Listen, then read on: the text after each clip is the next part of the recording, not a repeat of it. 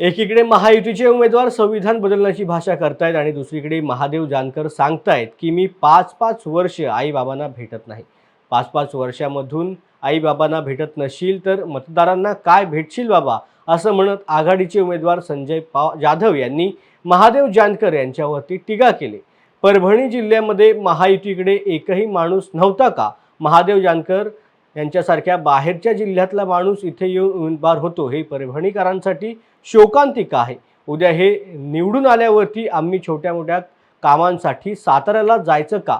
मतदारांनो, जेव्हा जेव्हा तुमच्यावरती वाईट वेळ येईल तेव्हा आम्ही अर्ध्या रात्री धावून येऊ, असं आश्वासन महाविकास आघाडीचे उमेदवार संजय जाधव यांनी नागरिकांना केलं आहे.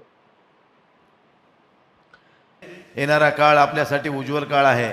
हे सरकार उलटवून टाकणं ही आपल्या सगळ्यांची नैतिक जबाबदारी आहे.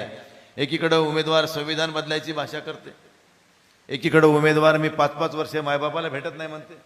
5 वर्ष तू मायबापालाच भेटत नाही तर तू मतदारांना काय भेटशील बाबा उद्या? साधा विषय. आणि ह्यांना उमेदवारी जिथं कशामुळे दिल्या हीच नाही कळली. आज या परभणी जिल्ह्यामध्ये महायुतीकडे एकही माणूस नव्हता का उभे राहणारा? मग महादेव जानकर सारखा बाहेरचा सातारा जिल्ह्यातला माणूस इथं उमेदवार होतो, ही आमच्यासाठी शोकांतिका आहे. उद्या आम्ही छोट्या मोठ्या कामासाठी भांबळे साहेबाला सोडून, बंडू जाधवला सोडून, टारपे साहेबाला सोडून तुम्ही का साताऱ्याला जाणार आहेत का?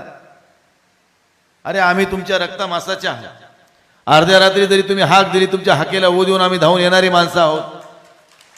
एक मराठीमध्ये म्हण आहे, आपल्याच्या पायथ्याला बसावं शेजाऱ्याच्या उशाला बसण्यापेक्षा, किंवा जेवायला उकंड्यावर बसावं पण वाड्या आपला असावा.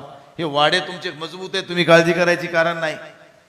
जेव्हा जेव्हा चांगला वाईट प्रसंग तुमच्या जीवनामध्ये येईल त्यावेळी मी आणि भांबळे साहेब तुमच्यासाठी अर्ध्या रात्री धावून येऊ, हे आपल्याला या ठिकाणी अभिवचन देतो.